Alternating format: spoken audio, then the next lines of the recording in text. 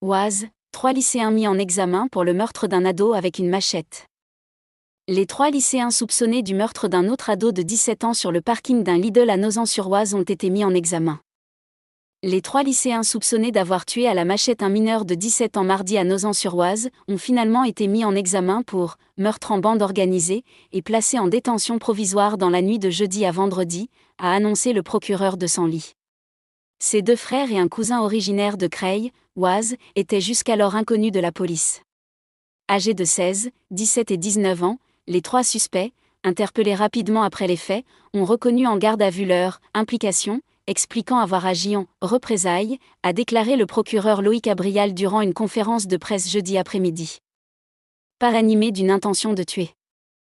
Un membre de leur famille aurait subi des violences plusieurs semaines auparavant, ont expliqué les suspects. Ils ont dit avoir pris des armes pour pouvoir se défendre, et selon l'expression de l'un d'entre eux, faire pression, mais ont affirmé qu'ils n'étaient pas animés d'une intention de tuer, toujours selon le procureur. D'après les images de vidéosurveillance, les 3 agresseurs présumés étaient déjà présents près du magasin Lidl de Nozan-sur-Oise, dans leur véhicule plusieurs minutes avant l'arrivée de la victime, Hassan H., qui était en compagnie d'autres jeunes.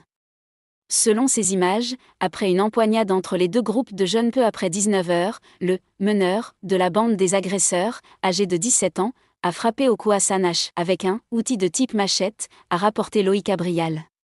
Ce coup unique a tranché la carotide de la victime et provoqué son décès, a-t-il détaillé.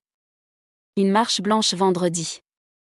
Les différentes perquisitions n'ont pas permis de retrouver pour l'instant l'arme du crime, tandis qu'un outil de type démonte-pneus et une matraque télescopique, visible aussi sur les images de vidéosurveillance lors de l'attaque, ont été retrouvés par les enquêteurs dans le véhicule des 3 suspects, a encore mentionné le procureur.